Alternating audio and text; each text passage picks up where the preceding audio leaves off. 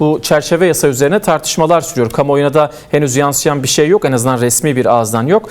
Bu konuda önümüzdeki haftalara işaret edilmişti. NATO zirvesinden sonra işaret edilmişti. Sizler önce 11 Temmuz'un yıl dönümü olması vesilesiyle daha sonrasında bu çerçeve yasa tartışmalarına dair neler söylemek istersiniz?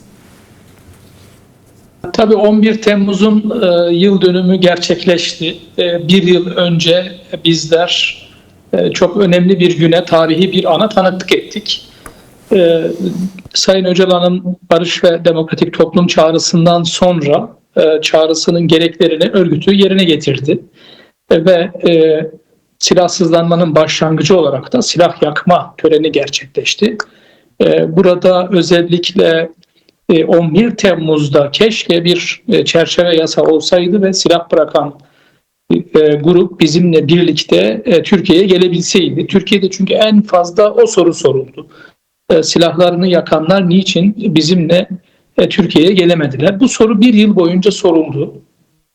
Tabii bu 11 Temmuz'un yıl dönümünden sonra siyasi anlamda mecliste biliyorsunuz geçen yıl Ağustos ayında bir komisyon kuruldu.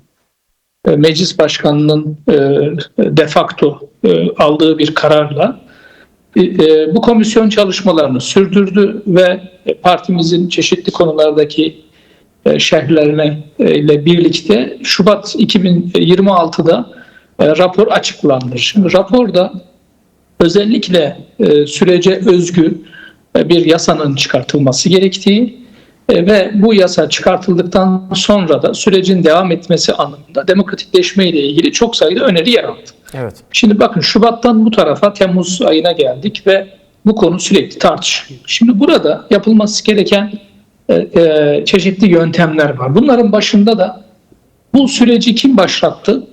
Sayın Öcalan başlattı. Bu konuda Sayın Öcalan'ın rolü konusunda Sayın Bahçeli yaptığı açıklamalarla durumu tespit etti mi? Etti. Sayın Cumhurbaşkanı bunu teyit etti mi? Etti. O halde yapılması gereken doğru yöntem Sayın Öcalan'ın önerilerini almak, bu öneriler üzerine bir tartışma yürütmek ve bir asgari mutabakat, hiç değilse asgari mutabakat sağlandıktan sonra bu yasadan yararlanacak olan Kürt hareketinin de görüşlerini alarak bir taslak ortaya çıkartmak ve bu taslak üzerine de siyasi partilerin ön görüşmeler yaparak taslağa son şeklini vermesi ve bunu meclise getirmesi gerekirdi. Evet. Bu süreç halen devam ediyor. Kamuoyuna geçen birkaç hafta içerisinde bazı yanlış bilgiler aksettirildi iktidar cenahı tarafından. O bilgilerle ilgili de ben birkaç hususa değinmek istiyorum. Şimdi bakın Türkiye'nin geçmiş sürecinde yani PKK'nın silahlı mücadeleyi başlattığı 84'ten sonra Türkiye'de ilk defa 1985 yılında bir kanun çıkartılmış 3216. Bu kanun üzerinden 8 tane daha aynı içerikli kanun çıkartılmış. Yani 1985'ten 2003 yılına kadar hemen hemen içeriği birbirine benzeyen aynı kamuoyunda pişmanlık yasası diye bilinen 8 farklı yasa çıkartılmış. Evet. Ve bu yasaların ortak özelliği örgütün kurucuları ve yöneticilerinin yararlanmaması, yine pişmanlığa dayalı yararlanma şartını içeren kanunlar bunlar. Ve bunlar aslında hiçbir zaman da uygulanamamış. Evet. Şimdi hiçbir zaman uygulanamamış kanunları tekrar hatırlatacak çeşitli spekülasyonlar yapmak, yayınlar yapmak kimseye bir şey kazandırmaz. Dolayısıyla Türkiye'nin yakın geçmişi bunun örnekleriyle dolu. Ve biliyorsunuz en son 2013-15 döneminde de 6551 sayılı kanun çıkartıldı. O kanun hala yürürlüktedir. O bir çerçeve kanundur. Sürecin yönetimiyle ilgili. Fakat o kanun bile fiilen uygulanmamaktadır. Ama şimdi yeni bir dönemdeyiz. Yani bu yeni dönemin özelliği 1 Mart 2025'ten bu tarafa fiili bir çift taraflı çatışmasızlık hali var. Yani dolayısıyla çatışma tamamen bitmiş durumda. Kürt hareketi Türkiye'den tamamen çekildiğini açıklamış durumda. Devlet heyeti İmralı'da Sayın Öcalan'la görüşüyor. Heyetimiz uzun aralıklar olsa da görüşüyor. Çeşitli mekanizmalar kurulmuş durumda. Burada yapılması gereken şey dünya örneklerinde de görüldüğü gibi doğru yöntemlerle bu süreci ilerletmek Ve bu çerçeve yasayla ilgili olarak meclis komisyon raporunda da belirtildiği gibi sürece özgü bizim barış kanunu dediğimiz, Sayın Öcalan'ın kök yasa dediği, çeşitli çevrelerin süreç yasası dediği, çerçeve yasa dediği, adına ne derseniz deyin, bu sürece özgü bir negatif barıştan pozitif barışa geçiş sağlayacak bir çerçeve yasaya ihtiyaç var. Ama bu ihtiyaç nasıl giderilir? Evet. Muhatabınızla konuşarak giderilir. Muhatabınızla ittifak yaparak, yani mutabık kalınarak giderilir. Şimdi Türkiye bu önümüzdeki birkaç hafta içerisinde umarım iktidar cenahı Sayın Öcalan'ın önerilerini değerlendirir.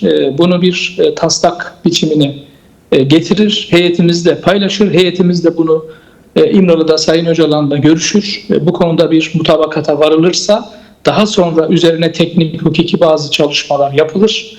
Bu çalışmalar, partiler arasında bu çalışmalar yapıldıktan sonra da meclis zeminine getirilir diye söyleyebilirim. Ama bakın ben hep yöntemden bahsettim. Yani şu ana kadar bizim heyetimize iletilmiş herhangi bir taslak söz konusu değil. Bunu soracağım Dolayısıyla size Sayın Türkdoğan. sadece en son Sayın Cumhurbaşkanı'nın süreçle ilgili olarak süreci sonuca götüreceğine dair, başaracağına dair sözleri var. Evet. Yani şu anda yine Kürt hareketinin 11 Temmuz'un yıl dönümüyle ilgili olarak yaptığı açıklamada demokratik siyasetteki ısrarı var. Bunlar önemli göstergeler. Dolayısıyla süreçten geriye dönülmeyeceğine dair önemli kararlılıklar. Evet. Ama işte bunu ileriye taşımanın yolu da bütünleyici, kapsayıcı, ayrımcı olmayan, örgütün tamamını, kurucu ve yöneticileri dahil tamamını, örgütle ittifak yapanları, örgütle iltisaklı olanları, irtibatlı olanları, yani sadece üye ve yöneticilerini değil, bu konuyla ilgili ne kadar çevre varsa bunları da kapsayacak şekilde bütünlüklü bir yasanın çıkması. Bu da yetmiyor. Bu bir süreç, biliyorsunuz. Evet. Bu süreçte bazı mekanizmaların tanımlanması gerekiyor. Yani bu mekanizmalar vasıtasıyla da Sayın Öcalan'ın statüsünün de teslim edilmesi gerekiyor.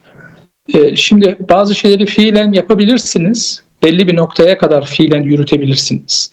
Ama iş artık insanların hak ve özgürlükleriyle ilgili olduğu bir aşamaya geldiğinde, yani yasallık konusuna geldiğinde, ki bu sürecin en önemli amaçlarından bir tanesi Kürt halkını, Kürt hareketini yasa içerisine almaktır. Yani Kürt kimliğini ve Kürt varlığını tanımaktır. Bu inkarcılığı sona erdirmektir. Yasa içerisine girmektir. Bu da tabii ki çeşitli derecelerde yasa ile birlikte statülerin tanımlanmasını gerektiriyor. Bunun hukuki teknik bakımından yöntemleri çoktur. Hani yeter ki iktidar bu konuda istekli olsun. Hani bu mekanizmaların kurulması ve statünün tanımlanması ile ilgili süreçte bu yasayla çok rahatlıkla tanımlanabilir ve sürecin ileriye doğru daha sağlıklı ilerlemesinin de yolu açılabilir. Evet. Hani bu aşamada bunları söyleyebilirim. Şunu sormak istiyorum sizlere Sayın Türkdoğan. Çünkü Özgürlük Hareketi üyeleri ya da doğrudan Özgürlük Hareketi'ne yapılan açıklamalarda 27 Mart'taki görüşmede bir mutabakatın sağlandığı ifade edilmişti. Bu konuda DEM Parti'nin de farklı çevrelere verdiği röportajlarda en azından mensupları, DEM Parti milletvekilleri de bu konuya ilişkin benzer cümleler kullanmıştı daha öncesinde. Peki mutabık kalınan bu yol haritası neden aylar sonra hala bir tartışma varmış gibi farklı bir şekilde lanse ediliyor sizce? Bunu soracağım bir. İkincisi de az önce yine İmralı'ya gidip bu taslak raporun konuşulup görüşülmesi gerektiğine dikkat çektiniz. Ancak yaklaşık 45 güne aşkın bir süredir de bir görüşme sağlanmadığı bilgisi paylaşılıyor. Hem DEM Parti hem de dün konuğumuz olan Asrın Hukuk Bürosu üyesi Raziye Öztürk de aynı benzer bir konuya dikkat çekti. Mart ve Mayıs ayından beri bir görüşme olmadı. Peki devam eden bu tecrit koşullarında sürecin ilerlemesi mümkün müdür? Tabii öncelikle şunu ifade edeyim. Bu Sayın Öcalan'ın devlet heyetiyle görüşmelerde ana prensiplerden mutabık kaldığı hususlarla ilgili heyetimizde açıklamaları var. Burada tabii ki sorumluluk siyasi iktidara düşüyor. Eminim devlet heyeti bunu siyasi iktidara olduğu gibi aktarmıştır.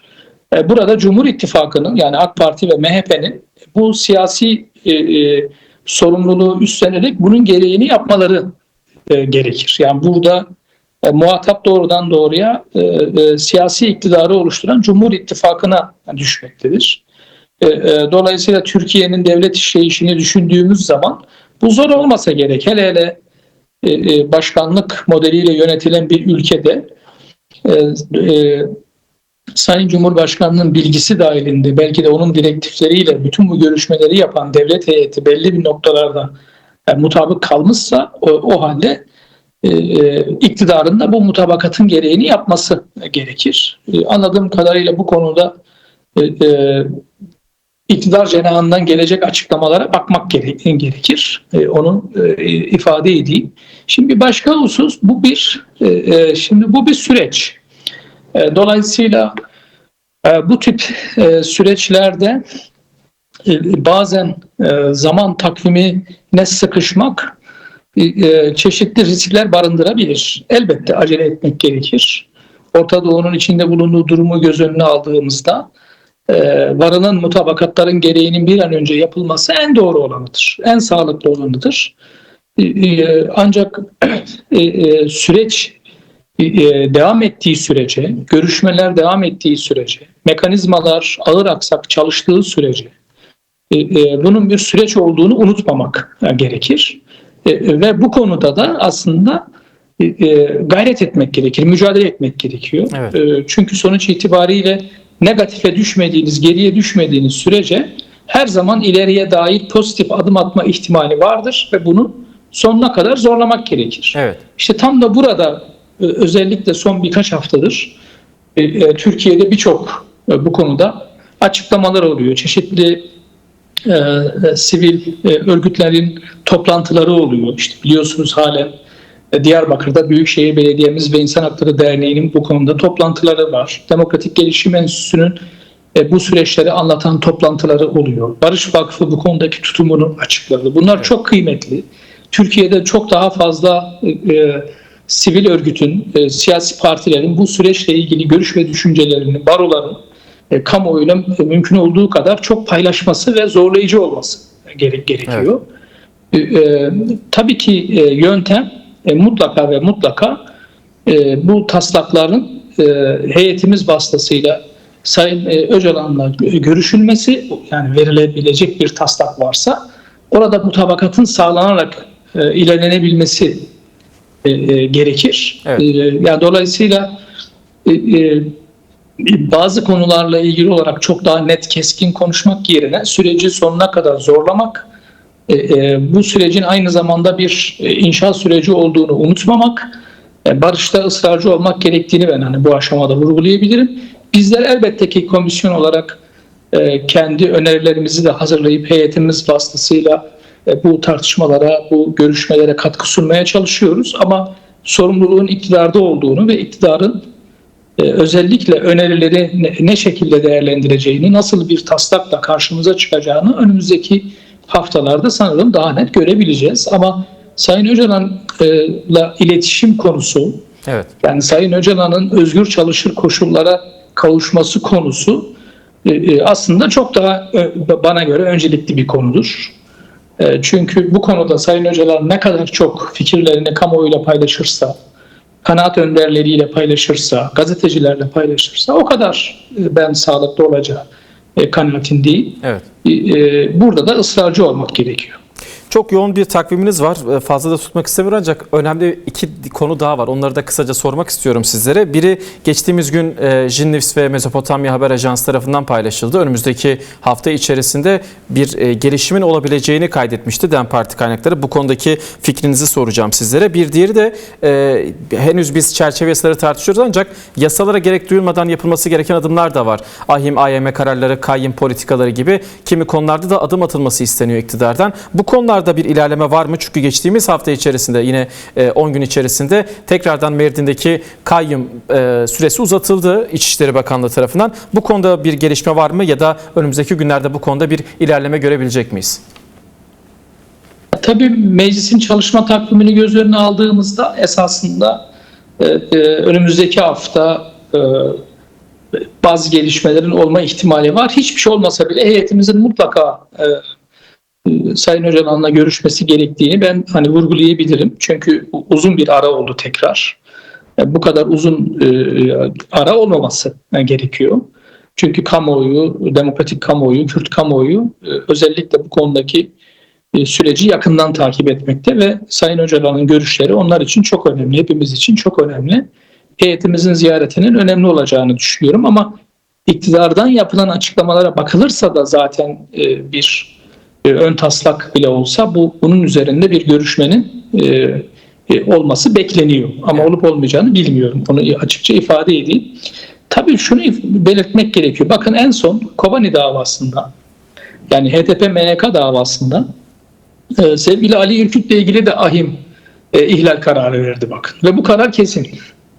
Yani şu anda bu davada, HDP-MYK davasında, Kobani Kumpas davasında sevgili Demirtaş'la ilgili, sevgili Figen Yüksekdağ'la ilgili kesinleşmiş ahim büyük daire kararlarının yanı sıra diğer arkadaşlarımızla ilgili de ihlal kararları verilmeye başlandı. Evet. Yani pekala iktidar bu konuda özellikle Adalet Bakanlığı, özellikle Hakimler Savcılar Kurulu bu konuda harekete geçebilir. Çünkü bunun için herhangi bir yasaya ihtiyaçları yok. Çünkü Anayasa 90 ve mevcut yasalar zaten emredici hükümler içeriyor. Kaldı ki zaten istinaf incelemesi de bakın istinaftaki dosyada da bütün incelemeler bitmiş durumda. Yani istinaf dairesi ahim kararları bir kenara normalde kendi incelemesini yapıp karar vermesi gerekiyor. Çünkü şu anda uzun tutukluluk durumu oluştu. Evet. Yani şu anda Kobani Kumpas davasında tutuklu yargılanan arkadaşlarımız bakımından Türkiye'deki ceza muhakemesi kanunu yönünden de uzun tutukluluk durumu oluşmuş durumda. Evet. Yani hani hep bazı iktidar çevreleri yerli ve milli hukukumuzdan bahsediyorlar ya. Halbuki Anayasa 90'a göre Avrupa İnsan Hakları Mahkemesi iştahı da bizim yerli ve milli hukukumuzdur aslında. Evet. Çünkü biz bunu üstlenmiş durumdayız. Hadi onu bir kenara bırakalım. Kendi öteden beri uyguladığımız kanunlar gereği zaten bu arkadaşlarımızın tahliye edilmesi gerekiyor.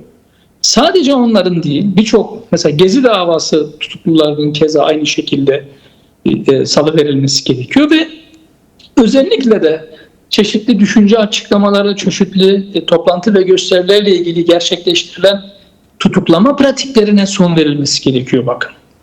Yani bu son NATO toplantısı öncesi inanılmaz tutuklama pratikleri gelişti. Yani bu evet. CMK şu anda Türkiye'de ters yüz edilmiş durumda. Bu olamaz yani. Bu mevcut CMK'ya ceza muhakemesi kanununa aykırılıklar yapılıyor bakın. Hani biz şimdi ahim AYM kararları uygulansını artık bir kenara bıraktık. Ceza muhakemesi kanununu uygulayın diyoruz. Yani dolayısıyla bir ters bir durum söz konusu. Umarım iktidar bunun farkına varır. Avrupa Parlamentosu'nun, Avrupa'nın çeşitli organların kararlarına sert tepkiler gösteriyor iktidar cenahı. Buna zemin oluşturmayın. Kendi hukukunuzu uygulayın, kendi kanunlarınızı uygulayın. Kendi vatandaşlarınızın hakkını, hukukunu siz herkesten önce gözetin. O zaman zaten kimse sizi eleştirir bir pozisyona düşmez. Onlara malzeme vermeyin. Hani ben bunları söyleyebilirim. Kayımlarla ilgili durum konusu çok konuştuk. Yani bu konu anladığım kadarıyla çerçeve yasa paralelinde ilerleyecek gibi duruyor ama hiç değilse bu haksız tutukluluk konusu çok rahatlıkla çözülebilir ve özellikle de siyasi mahpusların salıverilmesi toplumda sürece olan güveni daha da arttıracaktır. Hani bunun gerçekleşmesi gerekir diyebilirim. Peki.